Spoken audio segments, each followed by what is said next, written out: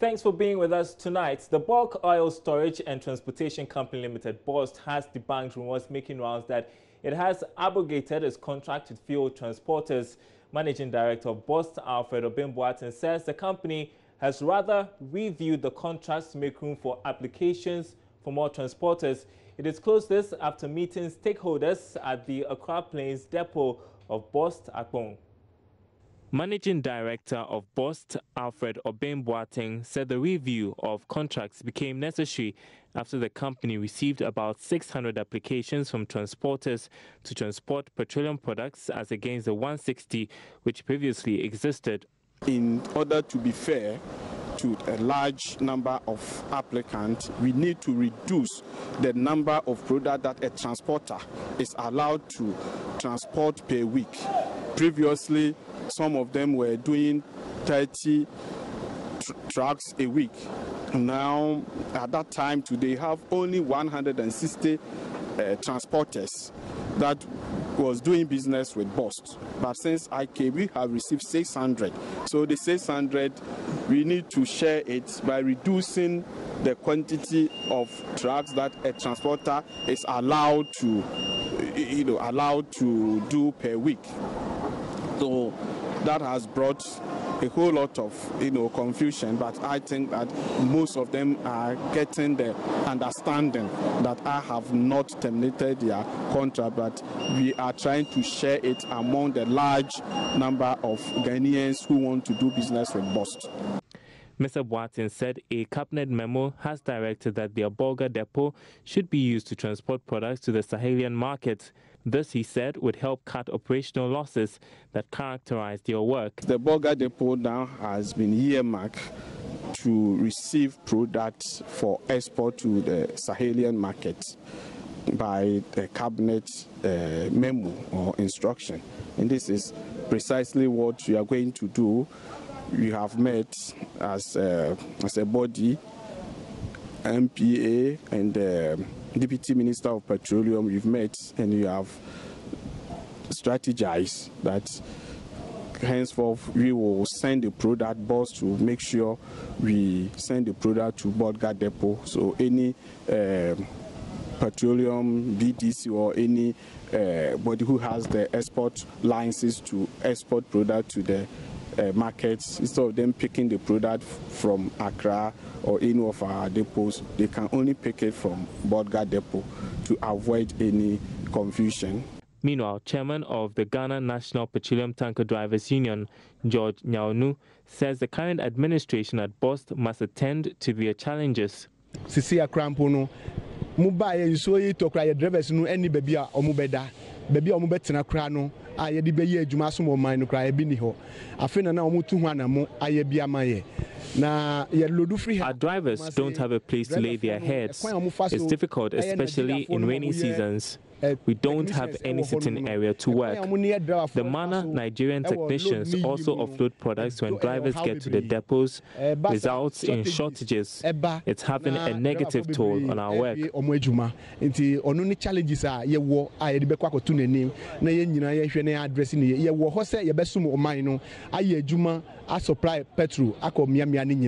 The transporters had earlier vowed to ground all their 3,500 bulk road vehicles if their grievances were not addressed.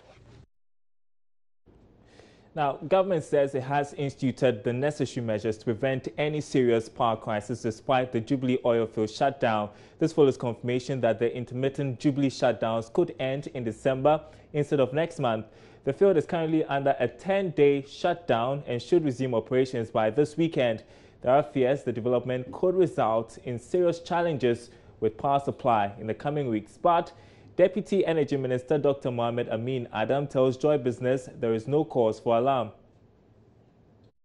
Because of the effect on gas flow from Jubilee, you know that 10 gas is going to come on.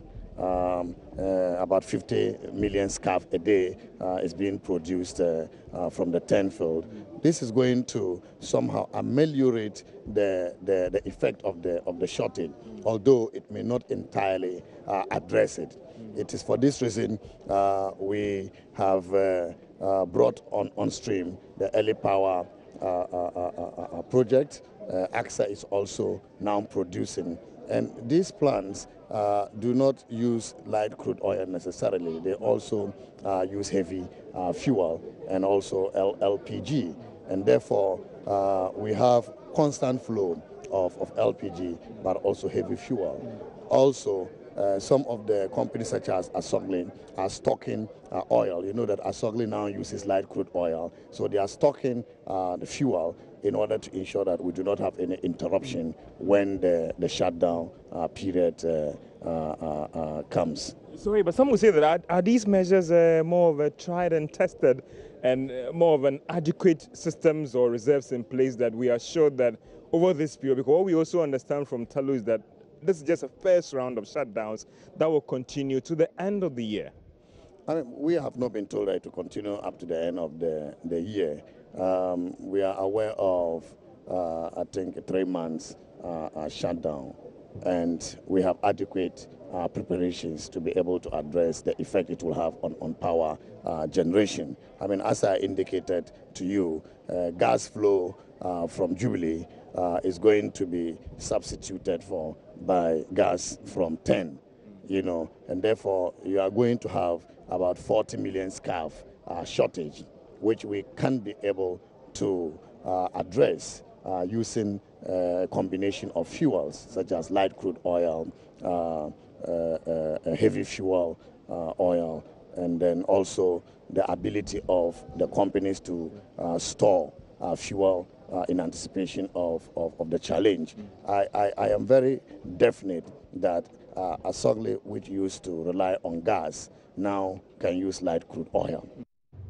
From oil to another commodity, cocoa, and Ghana and the Cote d'Ivoire have begun discussions to explore mechanisms in order to control the issue of cocoa smuggling and price fluctuations on the international market. Both countries control more than 50% of the global commodity in the market. Now, Ghana lost about $1 billion of revenue within the last 6 months owing to the fall in cocoa prices. In an interview with Joy Business, Board Chairman of Cocoa Board, Hakman Owusu-Agyeman, emphasized the need to initiate steps in order to influence the market. There's more in the following report. The two-day technical meeting organized by the Ghana Cocoa Board and the Conseil du Café Cacao Côte d'Ivoire is aimed at fostering collaboration together in order to control cocoa production and pricing on the international market. This meeting is very crucial to both countries since they are the market controllers and share common challenges in the industry. In an interview, Board Chairman of Cocoa Board, Hakman Owusu-Agyeman, said the situation where both countries lose hugely whenever there is a fall in the price of cocoa can be averted. The commodity exchange is in London, partly in New York. So what we have to do is begin to see how best we can influence the market price as producers. If you recollect, the oil before they formed themselves into a cartel, everybody paid whatever they wanted to pay. But now when they got together and synchronized their policies and their production level, they were able to control it. But in this instance, we asked the farmers to enhance productivity. They do enhance productivity, increase productivity, production increases, and then the prices plummet dramatically. Right now, in the last 6 months, we've lost $1,000 per ton. And so Ghana, we've lost in excess of $1 billion, and that is why it's important that due to the falling prices. I told you the prices are falling from about 3,000 to about 2,100, and sometimes even to 1,800. So there have been major dramatic falls in the world prices of cocoa, and that is where the difficulty is. And then we have to pay a certain percentage to the farmers. But this government is not going to reduce the prices at all. It's going to maintain the prices, and that means we work harder to make sure we make up for the shortfall. The meeting also discussed issues of smuggling across the borders of the two nations. On her part, Director General Le Conseil du Café Cacao Nasante Ture, the chair, said the Ivorian government has initiated programs with its customs officials in checking the menace and expects the Ghana government to do the same. The problem is a real one between Ghana and Côte d'Ivoire, and we are here in order to find solution. In Abidjan and Côte d'Ivoire, we try to better work on the customs, and we hope that here in Ghana we'll do the same to at least minimize, if we cannot stop, but at least minimize this problem of smuggling. What's the relationship between you and the farmers to make sure that these things are... A lot of what we call in French sensibilisation, to let them understand that it's better for each one of the countries to keep the products within their own borders. At the end of the meeting, a communique on the outcomes of the various discussions will be discussed. Meanwhile, government has indicated it will take up shares in some cocoa processing companies, including Nestle and Cadbury. The move is part of government's plan to improve value addition for cocoa beans in the country. Board chair of Cocoa Board discloses to Joy Business at a technical meeting what you've been seeing between Ghana and Ivory Coast in Accra. And the young people too, we have now innovative programs for young people going into cocoa production. I mean, the market for cocoa, chocolate products and cocoa products is huge. But those who control the market, the big international conglomerates, are the ones that we should also be engaging with and asking them to assist in a common effort through the International Cocoa Organization or through WTO to make sure we come together and give reasonable remuneration for the labor of the present farmers or the farmers who produce cocoa. Okay, in your closing remarks, you made mention that there should be the need whereby people will have shares in the processing companies here in Ghana. I want to find out from you, is it going to be a government-based or private sector led? Well, in as much as cocoa is really organized by the state, if there should be any acquisitions, participation in the value chain to the ultimate product of chocolate or cocoa drink, then I believe it will have to be initiated by the government on behalf of the farmers, on behalf of Cocoa Board. I mean, they will work out the modalities. The Ministry of Finance will work out the modality. Mr. Keno Freata is very keen on this, that why is it that we produce the cocoa and we do not share in what comes out of eventually. We get only about 20% in the value chain. We should go further and be participants in our shares in either Cadbury's, Nestle, Mars, all of them that come, and I believe we can do it. We have to be more imaginative and be able to do that, and I'm sure we can do it, and that's what we are going to do. And we'll still stay in this space because cocoa farmers at Timebu in the Jusso Dwabi municipality are cutting down trees indiscriminately on their farms without regard to its negative impact on the environment. The practice is thwarting government's tree on the farm initiative, which are meant to address the impact of climate change on agriculture. Available data indicate that Ghana loses over $4 billion annually to land degradation. Prince Apia visited some farms in the area and filed this report. Goal 13 of the Sustainable Development Goals requires signatory countries to integrate climate change issues into national planning. It is for this reason government introduced Tree on Farm project to promote tree planting, especially in cocoa farms. Farmers at Timebu, a predominantly cocoa growing area where food crops are also produced, though on subsistence scale. The Forestry Commission and Ghana Cocoa Board introduced the Tree on Farm initiative under the Forestry Improvement Project in 2015. About 30 million trees are expected to be planted over the 5-year period of the project. Each hectare of cocoa farm across the country will harbor 18 timber trees to address deforestation and improve yield. However, farmers here at Timebu and surrounding communities are rather felling the trees because they are unaware of the benefits. Local NGO Center for Climate Change and Food Security undertook an outreach program to the area.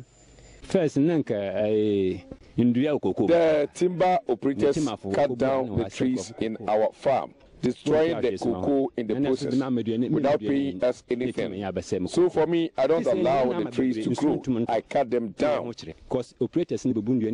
I have made up my mind to cut down the trees in my farm. They tell me it is because of the trees that my cocoa is not yielding properly.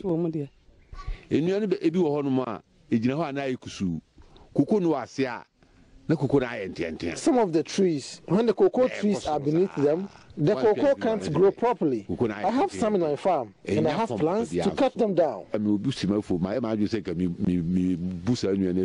Senior researcher at Cocoa Board, Mohammed Fuad, says it is high time farmers took steps to mitigate the effects of climate change on cocoa farms. You heard me mention to the farmers that they should stop cutting down trees in their farms, and went further to encourage them to plant recommended trees on their farms, because as you might be aware, it is a way to mitigate the effect of climate change. In 2015-16, most farms, or most trees died out because of the harsh effects of climate change. So it's a way that we want the farmers to be aware. Yes, we know the challenges that they face due to the tree tenure arrangements.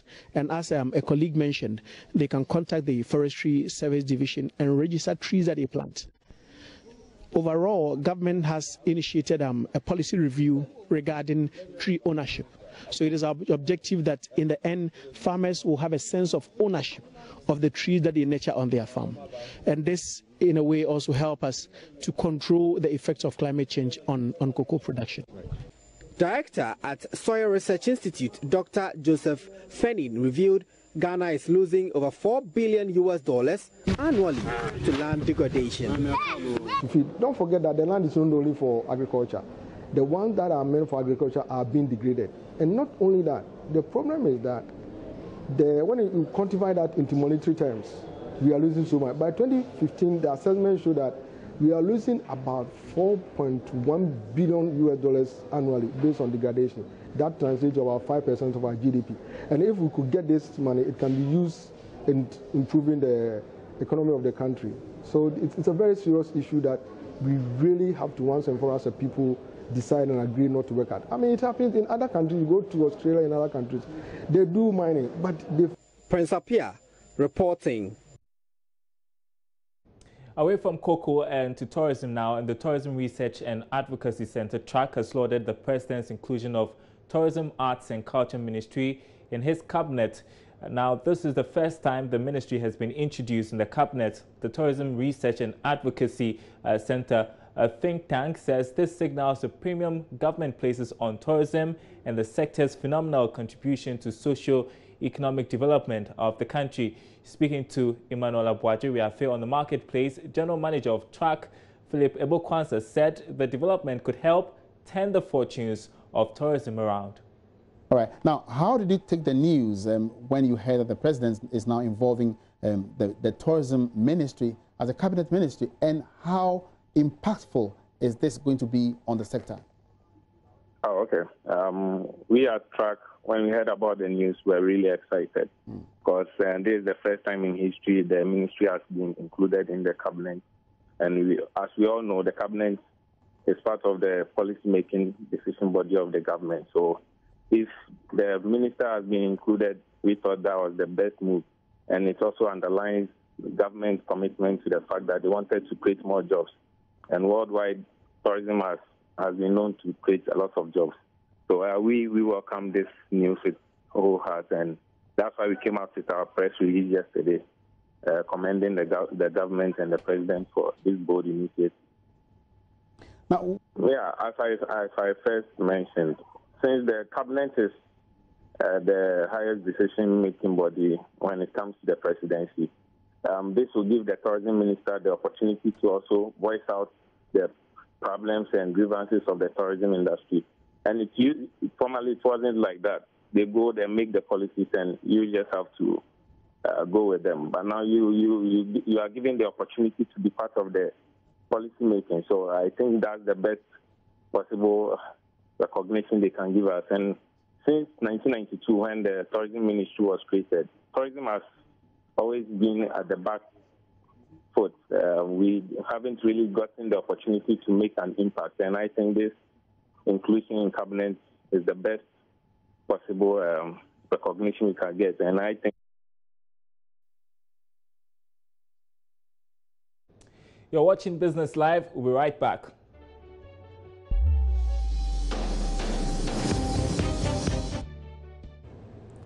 Welcome back to the program. Now, the Minister of Works and Housing, Samuel Atachia, has hinted government may allow banks in the country to fall on funds accrued from pension schemes to finance construction of houses for mortgage purposes to benefit low-income earners. He noted the 1.7 million housing deficit in the country is taking a toll on the investment drive.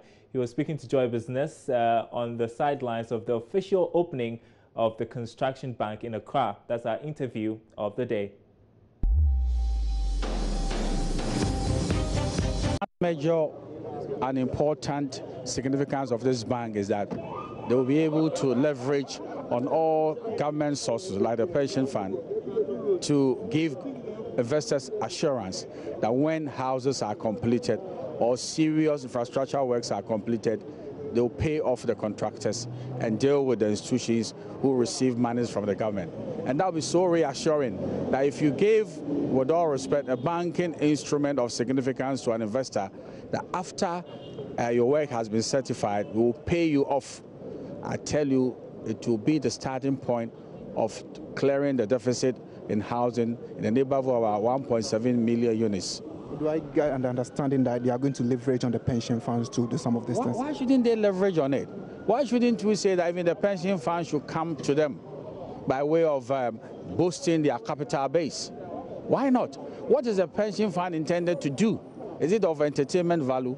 The pension fund is giving assurance to pensioners that when you retire, you will have some place to lay your heads. Is that not the significance of a pension, that you have a place to sleep? So that if you have a construction bank that could take over the monies to give strength to their capital base and then also sign out monies to investors when they complete their work, then the investor will have the confidence to further invest in the economy. And that's how we clear all the deficit and also sort out the sewage problems and then the rest of the infrastructure challenges we have. Thanks for making a date. That will be our show tonight. My name is Daryl Kwal. There's more news on our website, myjoyonline.com/business. See you tomorrow.